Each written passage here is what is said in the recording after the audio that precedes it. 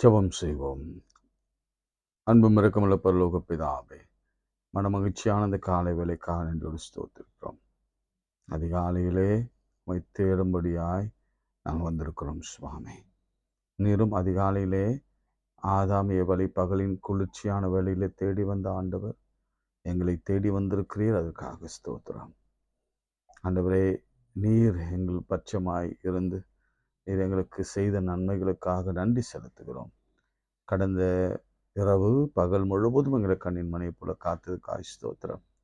எத்தனை உபத்திரவங்கள், எத்தனை வியாதிகள், பலவீனங்கள், சோர்வுகள் மத்தியில் கர்த்தருடைய பலன் எங்களோடு கூட இருந்து கர்த்தருடைய வல்லமை எங்களை விட்டு விலகாமல், கர்த்தருடைய பிரசனம் எங்களை விட்டு மாறாமல் இருந்த தயவுக்காய் ஸ்தோத்திரம். நாங்கள் நிற்பதும் நிர்மூலமாகாமல் இருப்பதும் கர்த்தருடைய கிருபையே. எனக்கு தாசு வெறும் பர்வதங்களுக்கு நேராக எங்கள் கண்களை எடுக்கிறோம். வானத்தையும் பூமியும் உண்டாக்கின கர்த்தரிடத்திலிருந்து எனக்கு தாசு வரும். உன்னதமானவரின் மறைவில் இருக்கிறவன் சர்வ வல்லவரின் நிழலில் தங்குவான். நான் கர்த்தரை நோக்கி, நீர் என் அடைக்கலம், என் கோட்டை, என் தேவன், நான் நம்பி இருக்கிறவர் என்று சொல்லுவேன். ஆண்டவரே, இந்த வழியிலும் கூட உம்மை நம்பி வந்திருக்கிறோம். கர்த்தர் வீட்டை கட்டாராகில் அவர் கட்டுகிறவன் பிரயாசம் பெறுதா. கர்த்தர் நகரத்தை காவாராகில் காவலாளர் விழித்திருக்கிறதும் பெரிதா. இதோ பிள்ளைகள் கர்த்தரால் வரும் சுதந்திரம் என்று சொல்லி எங்களுக்கு பிள்ளைகளை கொடுத்த தேவனுக்கு ஸ்தோத்திரம் செலுத்துகிறோம் சுவாமி. ஆண்டவரே, எங்கள் கண்ணீரிலாம் காண்டு எங்கள் கண்ணீருக்கு, எங்கள் விதைக்கு நீர் கொடுத்த பலனுக்காக மக்கள் நன்றி செலுத்தி ஸ்தோத்திரிக்கிறோம். அன்னாளின் கண்ணீரை கண்டு குழந்தையை கொடுத்தவர், ஆகாரின் கண்ணீரை கண்டு இஸ்மவேலினை ஒரு பெரிய சாதியாக்கி மாற்றினவர், சேக்கியாவின் கண்ணீரை கண்டு 15 வருடங்களை கூட்டி கொடுத்தவர், இப்படி எங்கள் பிள்ளைகளையும், எங்களுக்கு ஒரு குழந்தையும், ஒரு நல்ல திருமண வாழ்க்கையும், எங்களுக்கு ஒரு நல்ல எதிர்காலத்தையும் கர்த்தர் நீர் கொடுக்க போகிற கிருபைக்காக ஸ்தோத்திரம். இயேசுவின் நாமத்தில் ஜெபிக்கிறோம் நல்ல பிதாவே, ஆமேன். தெரிந்த பாடல் ஒன்று பாடுவோம்.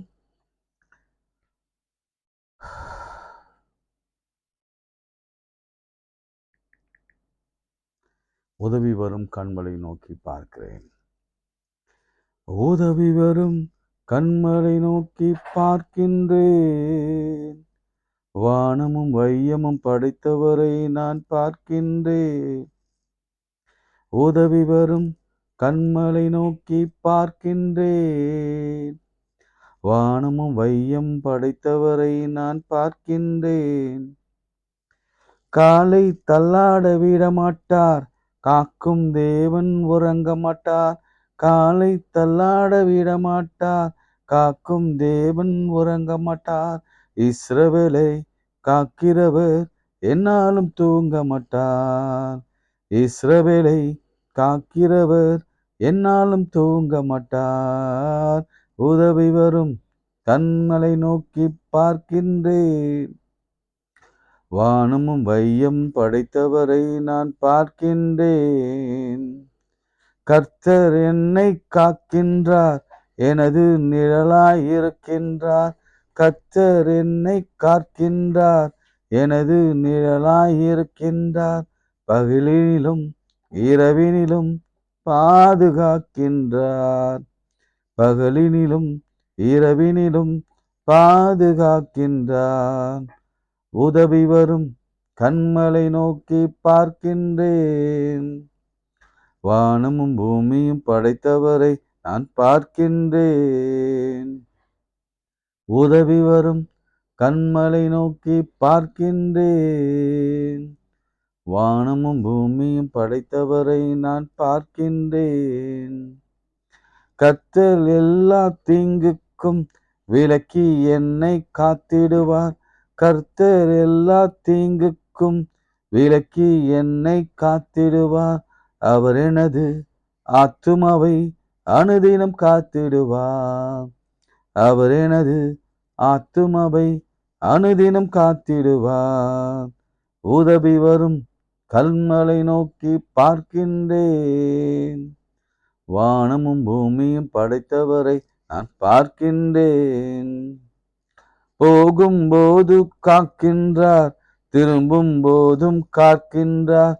போகும்போதும் காக்கின்றார், திரும்பும் போதும் காக்கின்றார். இப்போதும் எப்போதும் என்னாலும் காக்கின்றார். இப்போதும் எப்போதும் என்னாலும் காக்கின்றார். உதவி வரும் கண்மலை நோக்கி பார்க்கின்றேன். வானமும் பூமியும் படைத்தவரை நான் பார்க்கின்றேன். உதவி வரும் கண்மலை நோக்கி பார்க்கின்றேன். வானமும் வையமும் படைத்தவரை நான் பார்க்கின்றேன். ஆண்டவரே, எங்கள் பலவீனத்திலே கர்த்தருடைய பலன். எல்லா கைகளை உயர்த்தி, எங்கள் சோர்விலே கர்த்தருடைய வல்லமை, எங்களுடைய வாழ்விலே கர்த்தருடைய கிரியை, எங்கள் வறுமையிலே கர்த்தருடைய செழுமை, எங்கள் பிள்ளைகள் வாழ்க்கையிலே சக்சஸ், ஜெயமோ கர்த்தரால் வரும்.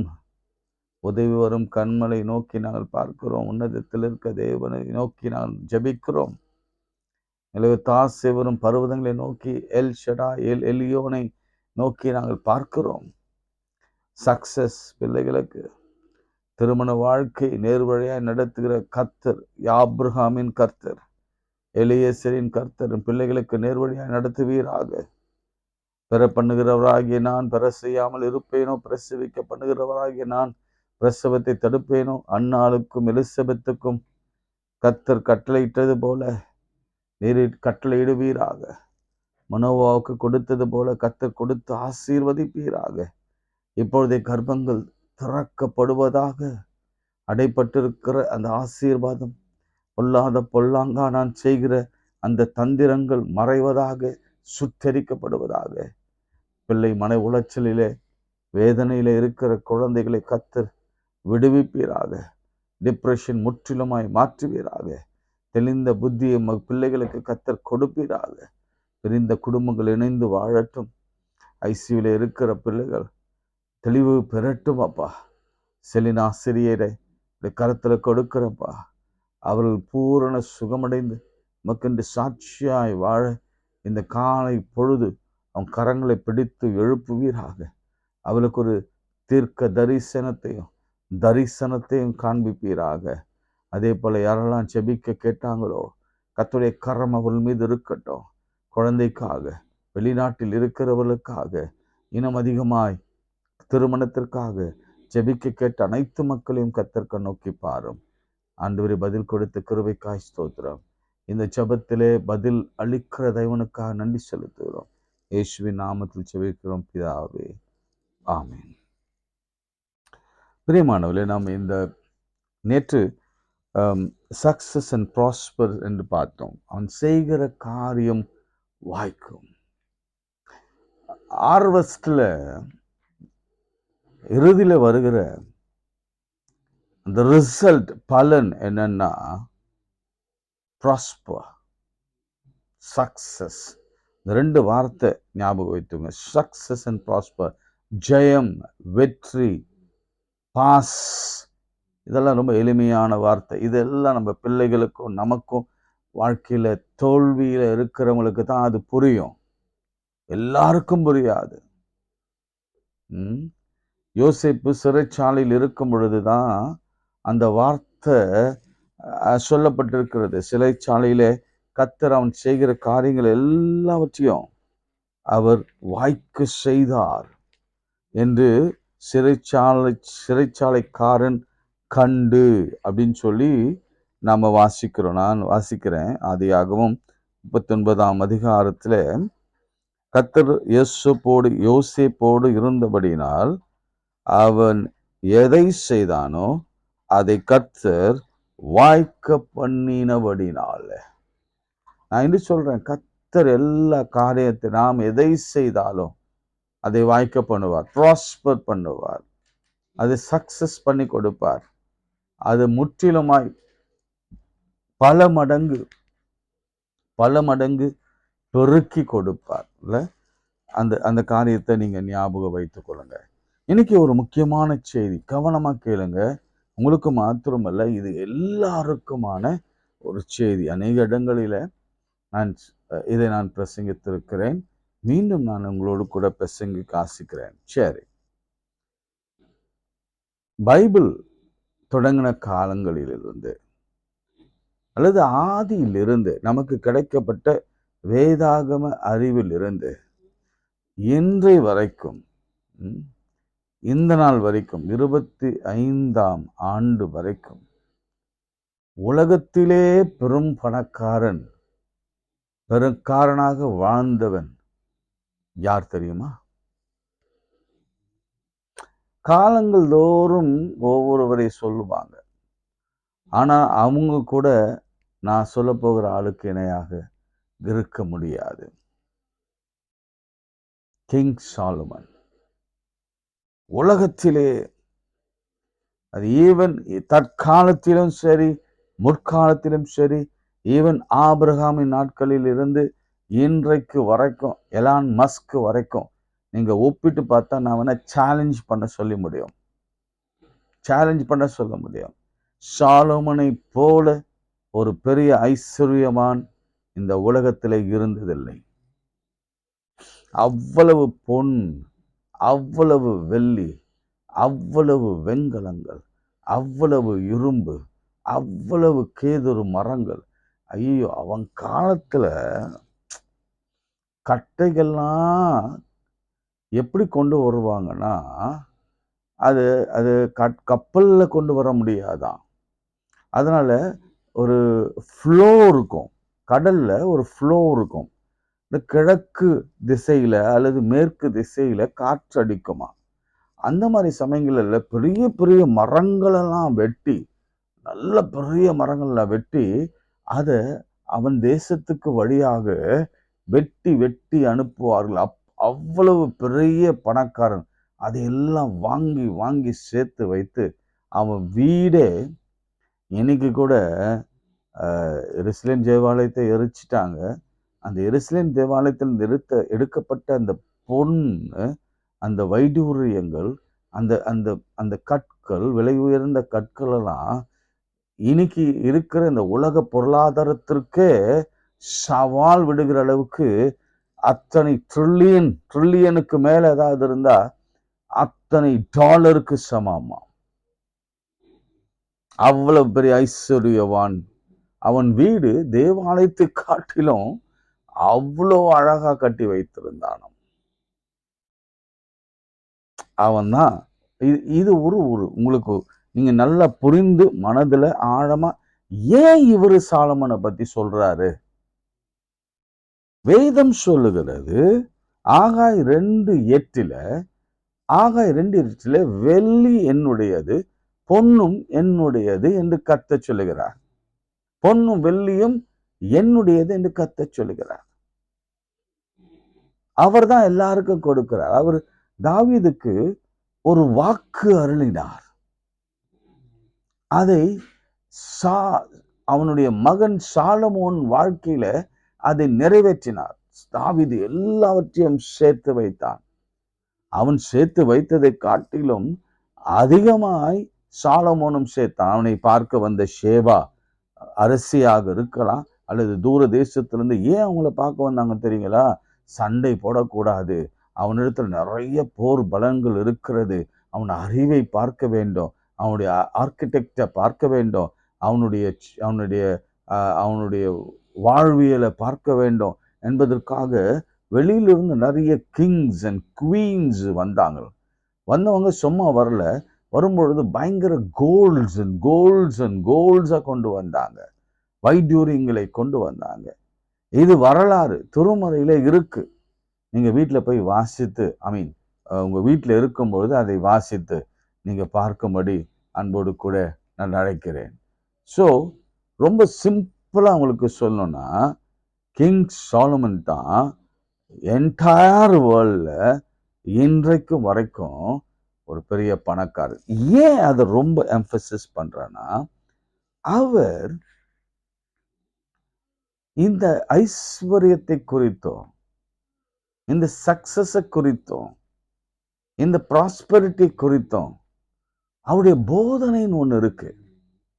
அந்த போதனை நாம் கற்றுக்கொள்கிறோம். ரொம்ப சுருக்கமாக கற்றுக்கொள்கிறோம்.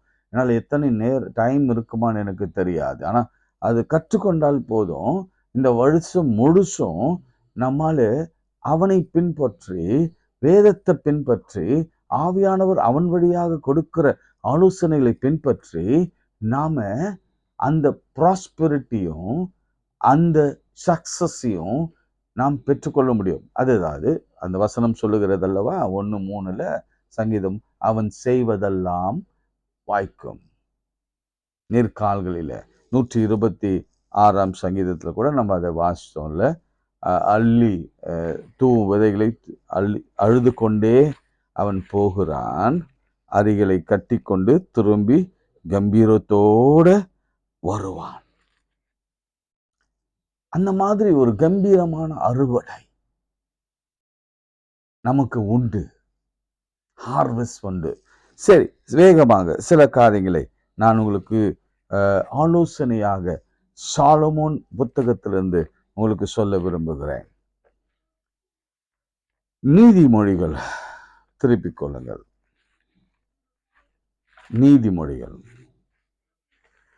நீதிமொழிகள்ல 21ஆம் அதிகாரத்தை முதல் குறிப்பு, நீங்க வேணா உங்க டைரியில இதை எழுதி வைங்க. உங்க அன்றாட நான் சொன்னல, அன்றாட இங்க டைரியை பயன்படுத்தணும், உங்களுக்கு நான் சொல்லி கொடுத்துருக்குறேன். தயவு செய்து அதை நீங்க பயன்படுத்துங்க. 21ஆம் அதிகாரம் 20ஆம் வசனம். நீதிமொழிகள் 21ஆம் அதிகாரம் 20ஆம் வசனம். வேண்டிய திரவியமும் எண்ணெயும் ஞானவானுடைய வாசஸ்தலத்தில் உண்டு, மூடனோ அதை செலவழித்து போடுகிறான். அதுல அர்த்தம் என்னன்னா நல்ல கவனிங்க. நீங்க இங்கிலீஷ்ல வாசிக்கணும். அது இங்கிலீஷ்ல வாசித்தீங்கன்னா தான் உங்களுக்கு எளிமையா அதை புரியும். திரவியம், எண்ணெய், அதெல்லாம் அதாவது மார்க்கெட்டிங் பண்ணுகிற ஒரு காரியம். அதாவது சொத்துன்னு வச்சுக்கோங்களேன், பணம்னு வச்சு, அந்த காலத்துல பண்டை மாற்று முறைதானே, அதை கொடுத்து இதை வாங்குவாங்க. இப்போ திரவியத்தை கொடுத்து கோதுமை வாங்குவாங்க, எண்ணெயை கொடுத்து ஃபயர்வுட் வாங்குவாங்க, அல்லது வேறு ஏதோ ஒன்று வாங்குவாங்க. இங்க நீதிமொழிகள்ல அவன் சொல்லுகிறார், சாலமோன் சொல்லுகிறார், எப்பா உன் வீட்டில் சேர்த்து வைக்க வேண்டியதை ஃபர்ஸ்ட் பாயிண்ட் என்னன்னா, spend less then you earn. அதாவது என்னன்னா, நீ எல்லாத்தையும் செலவழிச்சிடாத. அங்க உனக்கு எது தேவையோ அதற்கு மாத்திரம் செலவு செய். மீதி பணம், மீதி ஆஸ்தி, மீதி பொருட்கள் உன் வீட்டில் எப்போதும் இருக்க வேண்டும். உன் வீட்டில் குறைவுபடக்கூடாது. உங்களுக்கு புரியும் நினைக்கிறேன். எல்லாத்தையும் எடுத்து உடனே செலவு. அது பாருங்க, மூடன் ஏன் எடுத்தாலும் செலவு பண்ணுவான்.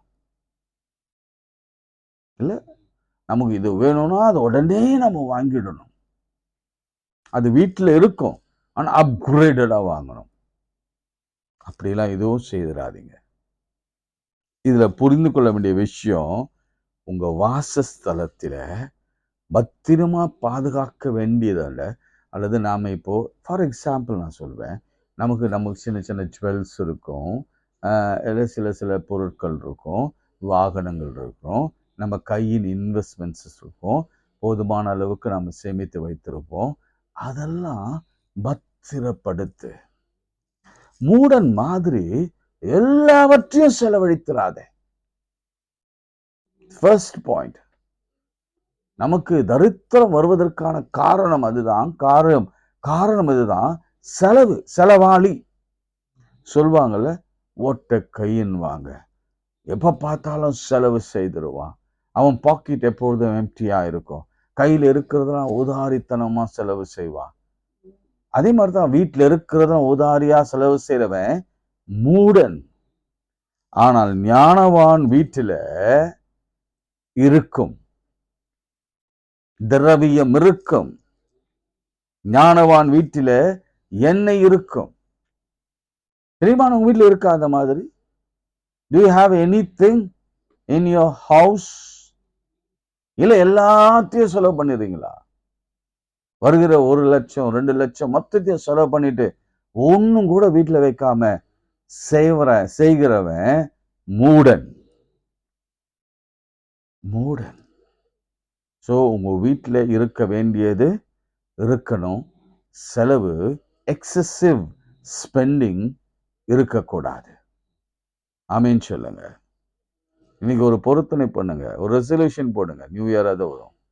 எக்ஸசிவ் ஸ்பெண்டிங், அது எது வேணாலும் இருக்கலாம். அந்த ட்ரெஸ்ஸாக இருக்கலாம், அதாவது தேவையில்லாத காரியங்கள் எதுவும் எக்ஸசிவ் ஸ்பெண்டிங் இருக்கவே கூடாது. அதை இன்னும் சொல்ல போனா, இன்னும் ஆழமா சொல்ல போனா டைட்டில் எழுதுங்க, உங்க வருமானத்திற்கு மேல செலவு செய்யக்கூடாது. எழுதுங்க, இவ்வளவுதான் வருமானம்னா அதற்கு மேல நீங்க செலவு செய்யக்கூடாது.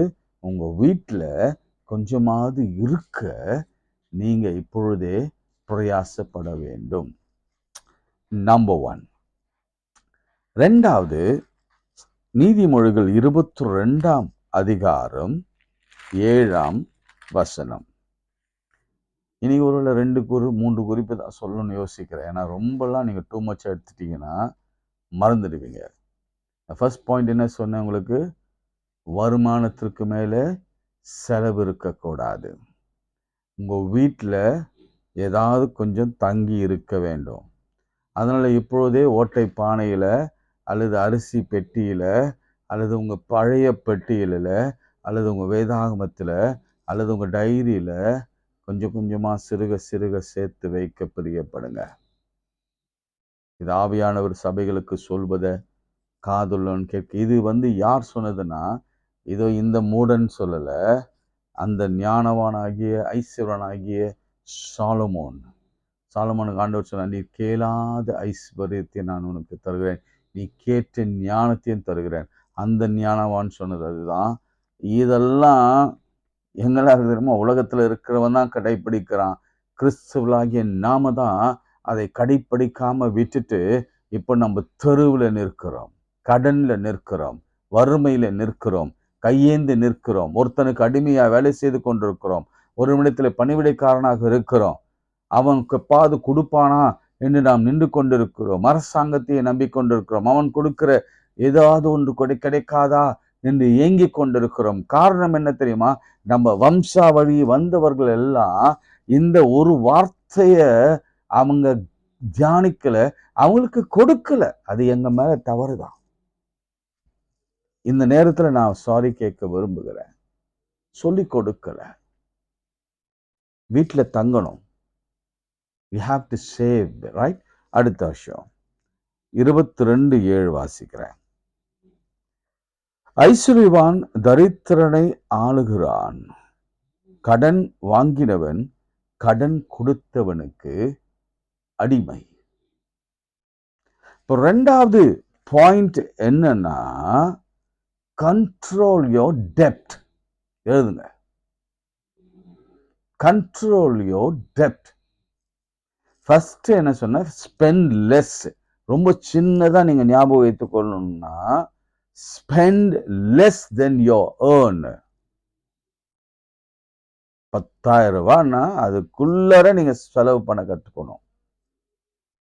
ரைட்? செகண்ட் முக்கியமான ஒன்று, கண்ட்ரோல் யோர் டெப்ட். எப்படியா கண்ட்ரோல் பண்ணுது? கடன் வாங்கலாம். எங்க வாங்கலாம் அப்படின்னா, நமக்கு வீடு இல்லை. ஃபார் எக்ஸாம்பிள், நான் கடன் வாங்குறத குறித்து சொல்றேன். இன்னைக்கு அநேகர் அப்படி இருக்கிறாங்க. நீங்க எல்லாவற்றுக்கும் நமக்கு வேதத்துல இல்லை, நம்ம அனுபவபூர்வமாக சில காரியங்களை நம்ம புரிந்து கொள்ள வேண்டும். ஃபார் எக்ஸாம்பிள், நமக்கு வீடு இல்லை. ஒரு 20-30,000 ரூபாய்க்குள்ள ஒரு வீட்டு வாடகைக்கு நம்ம போகிறோம்னு வைத்துக்கொள்ளுங்க. உங்களுக்கு சின்ன வயசு, அதுவும் நல்ல கவனிங்க, அதுவும் 50 வயசுக்கு மேல அதை ட்ரை பண்ணக்கூடாது. உங்களுக்கு ரிட்டையர்மெண்ட்டுக்கு இன்னும் 8 வருஷம் தான் இருக்கு, இல்லை 54 வயசு எல்லாம் ட்ரை பண்ணக்கூடாது. 54 வயசு தான் இருக்குது, அப்போதான் உங்களுக்கு ஞானோதயம் வந்தது. நான் சொல்றது உடனே ஒரு 54 வயசு ஆளுங்க போய் செய்துறாதீங்க. நான் சொல்றது யாருக்குன்னா, இளம் வயசு பிள்ளைகளுக்கு ஒரு 26, 28 கல்யாணமாகி ஒரு வேலையில 2 பேரும் வேலையில இருக்கிறவளுக்கு சொல்லுகிற ஆலோசனை. என்ன ஆலோசனை என்னன்னா, கடன் வாங்குங்க. அதாவது எதுக்கு வாங்குங்கன்னா, நீங்க இப்போ ஒரு ஹவுசிங் லோன் வாங்குறீங்கன்னு வச்சுக்கங்களேன், அந்த வீடு உங்களுக்கு சொந்தமாகும். அந்த அந்த நீங்க வாடகை இருந்த அந்த வீட்டுல நீங்க ரூ. 30,000 பிளஸ் மெயின்டனன்ஸ் ஒரு 2,000 அல்லது 5,000 நம்ம குடுக்குற 35,000 நம்ம செலவு பண்றோம்னு வைத்துக்கொள்ளுங்களேன். நீங்க கடன் வாங்குனா, உங்களுடைய மாத இஎம்ஐ எவ்வளவு இருக்கும்? அதற்குள்ளாக தான் இருக்கும். ஸோ நீங்க வாடகை கொடுப்பதை காட்டிலும், இங்க கடனுக்கு சொந்த வீடு வாங்குவது நல்லது. அதனால என்னன்னா, உங்களுக்கு ஒரு டாக்ஸ் எக்ஸம்ஷன்ஸும் கிடைக்கும். அதுல இன்சூரன்ஸும் கவர் ஆகும். அதனால உங்களுக்கு ஒரு வீடும் உறுதியாய், அதாவது சொந்த வீட்டில் வாழ்ற மாதிரி எந்த இடத்துலையும் நம்மளால வாழ முடியாது. நான் அதை அனுபவ ரீதியாக நான் உங்களுக்கு சொல்ல விரும்புகிறேன். சொந்த வீட்டில் வாழ்கிற மாதிரி சுதந்திரம் வேறு எந்த வீட்டில் வராது. சொந்த வீட்டில் இருக்கிற அந்த சுதந்திர காற்றை சுவாசிக்கிற அந்த அனுபவமே தனிதான். இன்றைக்கு நான் ரொம்ப யங் ஜெனரேஷனுக்கு அறிவுறுத்துகிற ஒரு காரியம் என்னன்னா, இந்த பாருங்க, கிரெடிட் கார்டில் கடன் வாங்காதீங்க. கிரெடிட் கார்டு பயங்கரமான ஃபோர்ஜரி. அதில் நான் அனுபவப்பட்டு அதிலிருந்து வெளியே வர முடியாம கிட்டத்தட்ட 2-3 ஆண்டுகள் ரொம்ப ரொம்ப கஷ்டப்பட்டேன். ரொம்ப கஷ்டப்பட்டேன். அது ரொம்ப கிளவரா ஹேண்டில் பண்றவங்களை தவிர ஒருவரும் அது உள்ள இருந்து நம்ம வெளியே வரவே முடியாது. அத்தனை % இன்ட்ரெஸ்ட். அது இன்ட்ரெஸ்ட்டுக்கு மேல இன்ட்ரெஸ்ட் 18லிருந்து 20லிருந்து அப்படி பார்த்து போயிட்டே இருக்கும். நீங்க வாங்குற கடனை உங்களால முழுசுமா செலுத்த முடியாம என்ன சொல்லுவாங்க, நீங்க வந்து ஒரு இது மட்டும் கட்டுங்க போதும், என்ன சொல்லுவாங்க அது, கட்டுங்க, அதில் பாதி கட்டுங்க போதும், மீதி பார்த்துக்கலாம் அப்படின்னா, கடன் முழு கடனுக்கும் நீங்க பாதி கட்டினது எடுத்துக்க மாட்டான். நீங்க எவ்வளவு லட்சம் எத்தனை 1000 வாங்குனீங்களோ அதுக்கு எல்லாத்துக்கும் சேர்த்து தான் கடன் போடுவோம், வட்டி போடுவோம். அதனால கடன் கொடுத்தவன், கடன் வாங்கினவன் கடன் கொடுத்தவனுக்கு அடிமையா இருக்கிறான். ஸோ நான் உங்களுக்கு ஆலோசனையா சொல்லுறேன், வீடு வாங்குவதில் தவறு இல்லை, ஆனால் கிரெடிட் வாங்குவது தவறு. அதே போல இந்த வட்டிக்கு வாங்குறது, அதுவும் தெரியாத ஆளுகளிடத்துல அந்த கடுமையான வட்டி இருக்கு பாருங்க. அப்படிப்பட்ட வட்டிக்கு ஒரு 3, 4 வட்டி, 5 வட்டி, கந்து வட்டி, டெய்லி வட்டி, அப்படி வாங்குற இடங்கள் எல்லாம் போய் நிற்காதீங்க. அது அவனுக்கு நீங்க அடிமையாய் மாறுவீங்க. நீங்க ஐஸ்வர்யவானாக வாழ்வது கர்த்தருக்கு பிரியம். அதனாலதான் இங்க சொல்லி கொடுக்கிறார் சாலமோன் சொல்றாரு, ஐஸ்வர்யவான் தரித்திரனை ஆளுகிறான், கடன் வாங்கினவன் கடன் கொடுத்தவனுக்கு அடிமையா இருக்கிறான். அநியாயத்தில் விதைக்கிறவன் வருத்தத்தை அறுப்பான், அவன் உக்கிரத்தின் மிலாறு ஒழியும் அப்படின்னு சொல்லி இங்க ஒரு அறுப்பை குறித்து நம்ம பார்க்கிறோம். சரி, அடுத்து ஒன்று பார்த்துட்டு நாளைக்கு நாம் 3 குறிப்பை நம்ம பார்க்கலாம். 7 மொத்தம் இருக்கிறது. அதுல 4 நாம் நாளைக்கு பார்க்கலாம். நீதிமொழிகள் 6ஆம் அதிகாரம்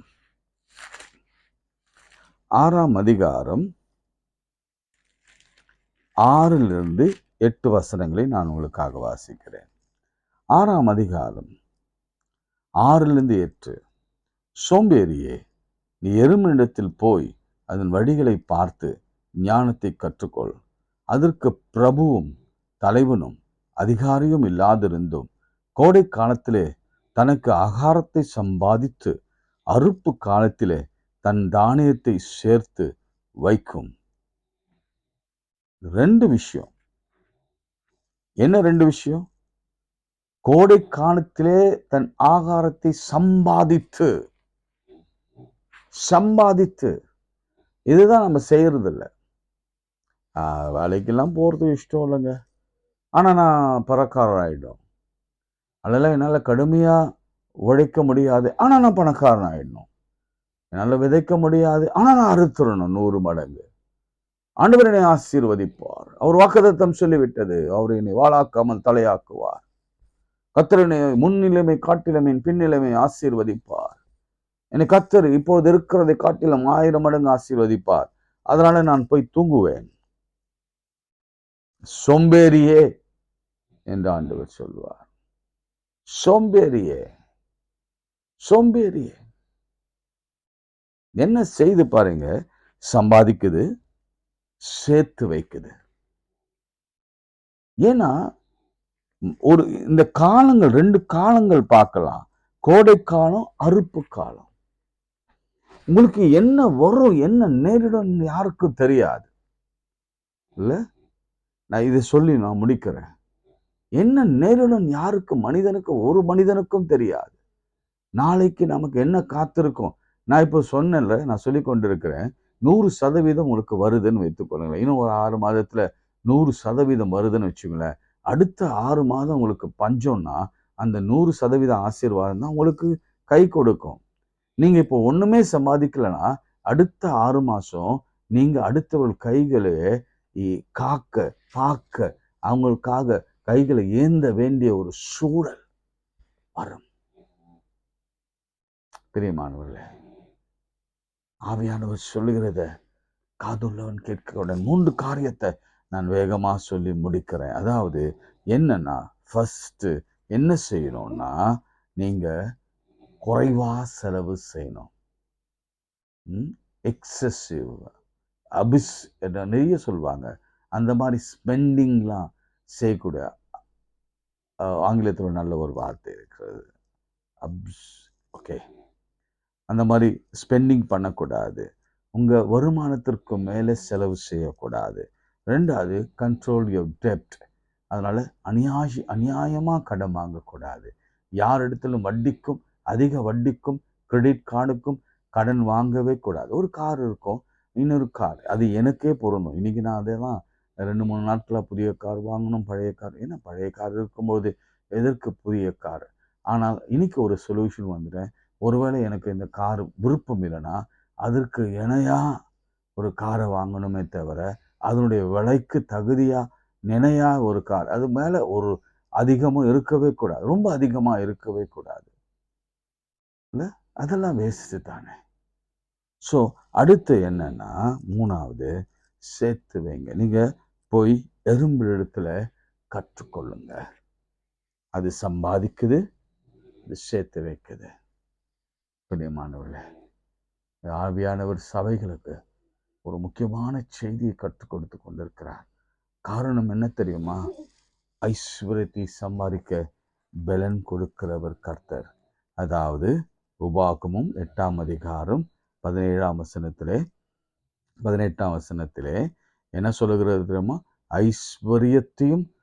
ஐஸ்வர்யத்தை சம்பாதிக்கிறதற்கான பலனை உனக்கு கொடுக்கிறவர். அந்த வசனத்தை நாளைக்கு நான் உங்களுக்கு முழுமையா கற்றுக் கொடுக்க ஆண்டவர் ஆவியானவர் கற்றுக் கொடுக்க அவர் விரும்புகிறார். ஐஸ்வர்யத்தை சம்பாதிக்க முழுமையான பலனை கொடுக்கிறவர் கர்த்தர். இன்னைக்கு ஆவியானவர் நிறைய பேரோடு பேசியிருக்கிறார். நாம இன்னைக்கு ஒரு பொருத்தனை பண்ண போறோம். ஜெபம் பண்ணலாம். ஆண்டவரே, இது வரைக்கும் என் வாழ்நாளெல்லாம் நாங்கள் அதிகமாக செலவு செய்து வருமானத்திற்கு மேலே, வருவாய்க்கு மேலே அதிகமாக செலவு செய்து நாங்கள் கடன்பட்டு நின்று வேதனையோடு தவித்து கொண்டிருக்கிறோம். இனி எங்களுடைய செலவினங்கள் எல்லாம் எங்களுக்கு தேவையானதுக்கு மாத்திரம் செலவு செய்து மற்ற எல்லாவற்றையும் ஒதுக்கி வைக்கிற கிருபையும் ஞானத்தை எங்களுக்கு தாரும். 2வது, ஆண்டவரே, அநியாயமாய் கடன் வாங்காதபடிக்கு எங்கள் கைகளை கட்டி போடும் ஆண்டவரே. 3வது, ஆண்டவரே, நாங்கள் சம்பாதித்து சேர்த்து வைக்கிற கிருபையை தாங்க. சம்பாதிக்கிறதுக்கான பலனையும் ஐஸ்வர்யத்துக்கான பலனையும் எங்களுக்கு கொடுத்து ஆசீர்வதிங்க. விசேஷமாய் இந்த நாளிலே தேவையோடு இருக்கிற ஒவ்வொரு பிள்ளைகளுக்காக நான் கரம் உயர்த்தி ஜெபிக்கிறேன். ஆண்டவரே, எங்களுக்கு ப்ராஸ்பெரிட்டி மாத்திரமல்ல, உடல் சுகம் வேண்டும் அப்பா. இது இல்லாமல் எங்களால் எந்த ப்ராஸ்பரிட்டியும், அது சாலமோன் சொல்லுவான், உடல் இல்லைன்னா, உங்களுக்கு சுகம் இல்லைன்னா, நீ தேவனுக்கு பயப்படுகிற பயம் இல்லைன்னா, நீங்கள் வேதத்தை வாசிக்கவில்லைன்னா உங்களுக்கு எதுவும் நிற்காது, எதுவும் பயன்படாது. ஏன்னா உங்கள் ஆயுஷே இல்லைன்னா இதெல்லாம் வீண் என்று சொல்லுவான். அதையும் நாளைக்கு எங்களுக்கு கற்றுக் கொடுங்க சுவாமி. ஆண்டவரே, இப்பொழுதும் கூட பலவீனத்தோடு சிறுநீரகம், இருதயம், நுரையீரல், இரத்த சம்பந்தமான கலர்ஜி, உடல் சரீர சோகை, இவை எல்லாவற்றுக்காக நான் ஜெபிக்கிறேன் அப்பா. கர்த்தருடைய வல்லமையான கரம் தொட்டு சுகமாக்குவதாக. ஞானத்தினாலே நிரப்பும், ஜெயத்தினாலே நிரப்பும். ஆண்டவரே, அநேக பிள்ளைகளுக்கு இந்த மன சோர்வு இருக்கிறது. இந்த சோர்வை நீக்கி போடுங்க இயேசுவின் நாமத்தினாலே. ஒரு தெளிவின் புத்தியை கொடுத்து ஆசீர்வதிங்க எங்களை. சாமுவேலை, சாலமோனை போல ஞானத்திலும் கர்த்தாவே, ஐஸ்வர்யத்திலும் கர்த்தாவே, நான் விழுந்து நிமிர்ந்து நிற்கும்படியான கிருபையை தாரும். இல்லை தாழ்த்தி கரத்தில் படிக்கிறோம். திருமணமாகாத பிள்ளைகளுக்கும் வேலை இல்லாதவர்களுக்கும் வேலை வாய்ப்பு தந்து, குழந்தை இல்லாதவர்களுக்கு குழந்தை தந்து ஆசீர்வதியும். நேர்வழியாய் நடத்தும். வெளிநாட்டிற்கான வேலை வாய்ப்புகளை கொடுத்து இந்த பிள்ளைகளை ஆசீர்வதியும். ஆண்டவர், வெளிநாட்டில் குழப்பத்தோடு இருக்கிறவர்களுக்கு ஒரு நல்ல வழியை ஏற்படுத்தும். பிரிவினைகளை மாற்றி சேர்த்து வையும். இயேசுவின் நாமத்தில் ஜெபிக்கிறோம் பிதாவே, ஆமேன். நமது ஆண்டவராகிய இயேசு கிறிஸ்துவின் கிருபை, பிதாவாகிய தேவனுடைய அன்பு, பரிசுத்த ஆவியின் ஐக்கியம் நம் அனைவரோடும் மீண்டும் சதாக்கால் நிலைத்திருப்பதாக. ஆமேன்.